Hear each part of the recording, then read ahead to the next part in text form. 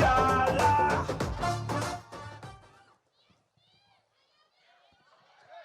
I love you too. DSP, she loves you. I love you too.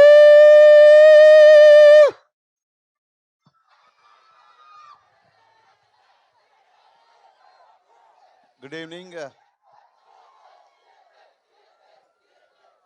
ఒకసారి మా వాళ్ళకి ఇంకా ఇంకా గట్టిగా Love you guys. Love you. Love you. Love you so much. వచ్చిన దగ్గర నుంచి ఆపకుండా లవ్ యూ చెప్తున్నారు, పేరు అరుస్తున్నారు. I'm so grateful to you. Love you, love you. Yes, now over to our captain Harish garu. Thank you. ఉదయాన్నే లేచి సూర్యుడికి దండం పెట్టి ఒక రోజు ప్రారంభించడం మనందరికీ అనాదిగా వస్తున్న ఆచారం. ఆ సూర్యుడికి, ఆదిత్యుడికి, ఆ భాస్కరుడికి దండం పెట్టి డే మొదలు పెడతాం. ఈ సినిమా ప్రమోషన్స్ అంతే ఎనర్జీతో, అంతే పవిత్రంగా, అంతే ఇష్టంగా ఆదిత్య అంబియన్స్ నుంచి మొదలెట్టడం very very very very very happy. Aditya vibe, Aditya ambience అదిరిపోయింది. Thank you guys. మీ కాలేజ్ అయిపోయిన తర్వాత కాసేపే ఉంటారు అంటే మేము చాలా ఎర్లీగా స్టార్ట్ చేసి వచ్చాం. Actually thank you సర్జీ. 6:30కి ముహూర్తం అనుకున్నాం. మా ముహూర్తం పెట్టిన అఖిల్ ఇక్కడే ఉన్నాడు. ముహూర్తం 6:30 కంటే ఆ టైంకి స్టార్ట్ చేసి వచ్చింది. And you made it. Thank you so much. మీరు ఆల్రెడీ వచ్చారు, సాంగ్ మధ్యలో డిస్టర్బ్ చేయకూడదని రాలేదు. సాంగ్ చూస్తున్నారు కదా, ఇక్కడ 2 కట్అవుట్లు ఉన్నాయి. ఒకటి పవర్ స్టార్ది, ఒకటి రాక్ స్టార్ది. శ్రేయాస్ మీడియాస్ వాళ్ళు మాకు ఫోన్ చేసి నవీన్ గారి ఫొటోసు, రవి గారి ఫొటోసు, మీ ఫొటోస్ పంపించండి, మీకు కట్అవుట్లు పెడతా ఉన్నారు. అంటే నేను క్లియర్గా చెప్పా, అక్కడ ఓన్లీ పవర్ స్టార్ కట్అవుట్ ఉండాలి, రాక్ స్టార్ కట్అవుట్ ఉండాలి అని చెప్పాను. అంటే దేవిశ్రీ ప్రసాద్ గారికి ఎప్పుడో కానీ, దేవిశ్రీ ప్రసాద్ గారికి మా గౌరవం, మా ప్రేమ చూపించుకునే అవకాశం ఎప్పుడో కానీ రాదు. ఇది ఏదో మేము త్యాగం చేసామనో లేకపోతే మా కట్అవుట్ వద్దనుకున్నామని కాదు. ఇలాంటి చిన్న చిన్న విషయాల్లో మా గ్రాటిట్యూడ్, మా రెస్పెక్ట్ డిఎస్పీకి చూపించడానికి మాత్రమే, ఇంకెవరికి కట్అవుట్ ఇక్కడ పెట్టలేదు. ఆయన నా సినిమాకి మ్యూజిక్ చేశాడనో లేకపోతే ఆయన స్టేజ్ మీద నేను చెప్పట్లేదు.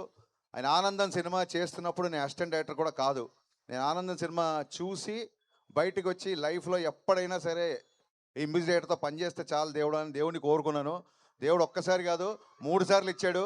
ఇంకో 3 సార్లు ఇవ్వాలని మనస్ఫూర్తిగా కోరుకుంటున్నాను. అంటే ఇవాళ మ్యూజిక్ కాబట్టి ఆయన పొగడం కాదండి.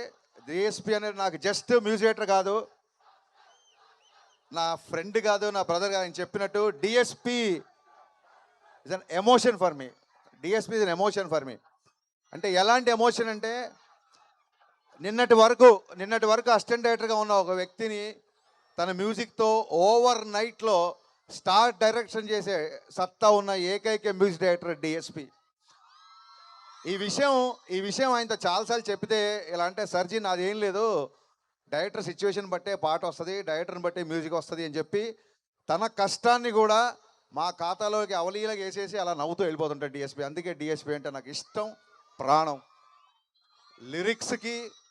లిరిక్స్కి రిథమ్కి, బీట్కి, వాయిస్ అన్నీ క్లియర్గా వినిపించడానికి, ఒక పాట యొక్క సంపూర్ణ తత్వాన్ని మీకు ప్రజెంట్ చేయడంలో అంకిత భావంతో పనిచేసే one and only music director of this generation Devi Sri Prasad.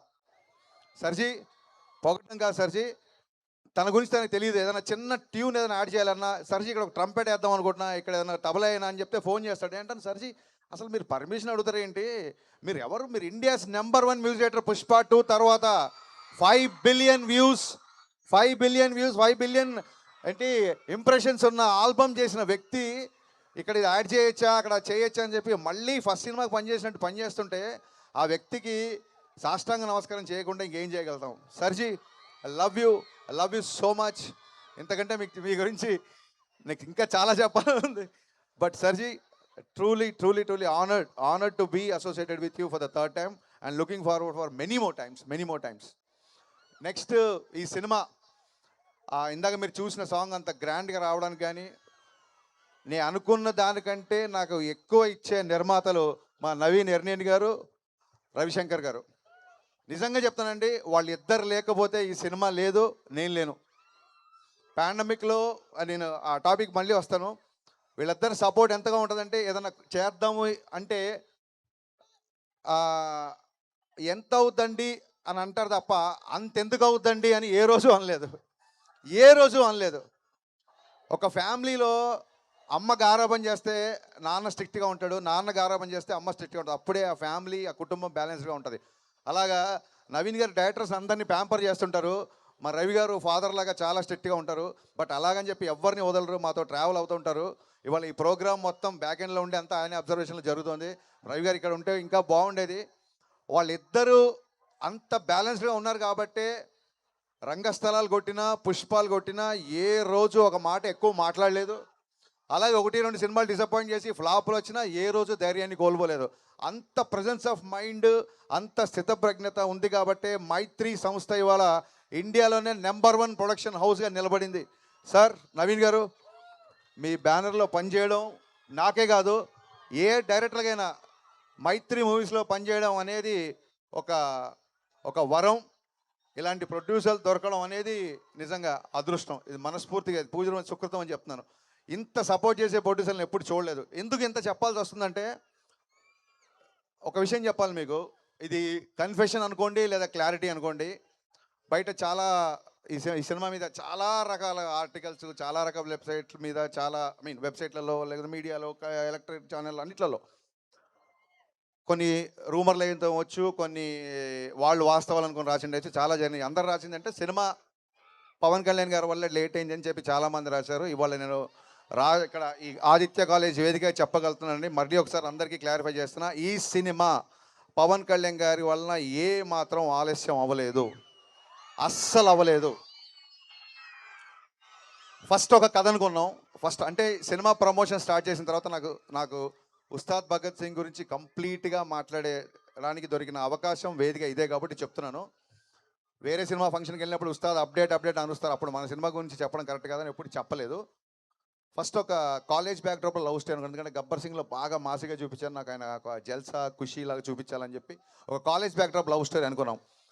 Cinema announce కాడి నుంచి ఎక్కడికి వెళ్ళినా సరే అన్న ఇంకో గబ్బర్ సింగ్ ఎప్పుడు అని చెప్పి సోషల్ మీడియాలో అవ్వచ్చు, బయట అవ్వచ్చు, సినిమా లవర్స్ అవ్వచ్చు, ఫ్యాన్స్ అవ్వచ్చు, అరే వీళ్ళు ఇంకా ఎక్కువ అదే మాస్, అదే ఒక ఫుల్ టు ఎంటర్టైన్ ఎక్స్పెక్ట్ చేస్తున్నారు. ఎక్కడో మేము అనుకున్న కదా కొంచెం క్లాస్ అవుతుంది అని చెప్పి ఆ తర్వాత ఐడియా డ్రాప్ చేద్దాము, ఇంకో థాట్కి వెళ్దామా అన్న ఒక సందిగ్ధంలో ఉన్నప్పుడు ఆ పాండమిక్లో నేను చాలా మెంటల్ డిప్రెషన్కి వెళ్ళిపోయాను. నా మెంటల్ హెల్త్ కూడా చాలా దెబ్బతింది అప్పుడు.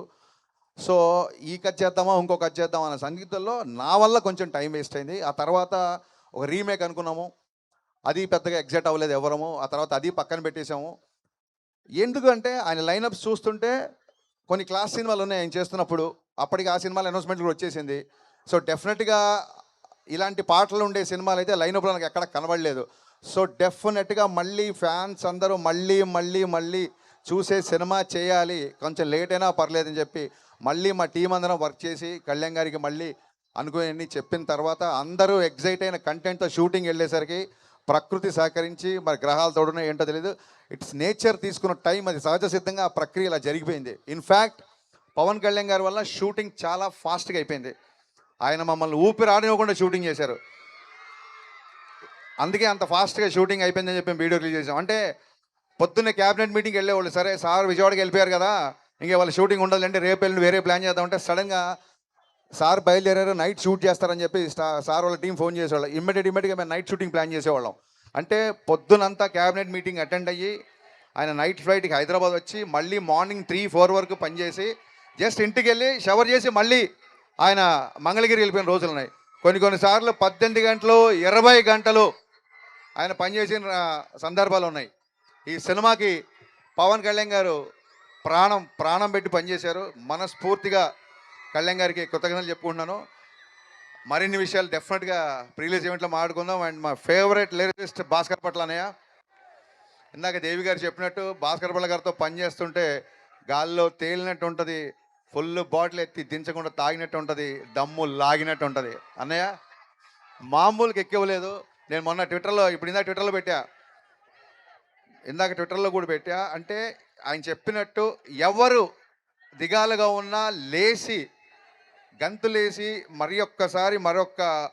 ఒక న్యూ ఫేజ్ ఆఫ్ లైఫ్లోకి ఎంటర్ అయ్యే ఒక మూమెంటం ఇచ్చే సాంగ్ ఇది. కమర్షియల్ సాంగ్ అయినప్పటికీ, డ్యాన్స్ ఉన్నప్పటికీ కళ్యాణ్ గారు ఎప్పుడు ఒకటే చెప్తుంటారు, ప్రయత్నంలో లోపం ఉండకూడదు, ఫలితం మన చేతిలో ఉండదు. ప్రయత్నంలో ఎప్పుడూ లోపం ఉండకూడదు. ప్రయత్నంలో లోపం లేదు కాబట్టే ఆయన ఒకసారి అపజయాన్ని చూసినా సరే ఇవాళ మళ్ళీ డిప్యూటీ సీఎం స్థాయిలో ఉన్నారంటే దట్ ఈస్ నథింగ్ బట్ ప్రయత్నంలో లోపం లేకపోవడమే. అంటే ఇది రాజకీయాలు మాట్లాడే వేదిక కాదు, సందర్భం అంతకన్నా కాదు. కానీ మా హీరో ఒక అకుంఠిత దీక్షతో, ఒక అంకిత భావంతో ఫలితాన్ని ఆశించకుండా పనిచేస్తాడని చెప్పే ఉదాహరణలో భాగంగా ఏం చెప్పాల్సి వచ్చింది. సో దట్ ఈస్, నాకు తెలుసు మీరందరు ఇక్కడ చాలామంది పిఠాపురం గారి ఎమ్మెల్యే గారి తాలూకా కదా. నేను మాత్రం పవర్ స్టార్ పవన్ కళ్యాణ్ గారి తాలూకా. సో సీ యూ గాయ్స్, సమ్మర్లో కలుద్దాం. డేట్ ఫిక్స్ అవగానే మళ్ళీ చాలా గ్రాండ్గా అనౌన్స్ చేస్తాం. Thank you once again. ఆదిత్యతో ఉస్తాద్ భగత్ సింగ్ ప్రమోషన్ స్టార్ట్ అవుతున్నాయి. ఇక నుంచి అప్డేట్ల వరద చూస్తారు మీరు. Thank you all once again. Thank you so much. Love you.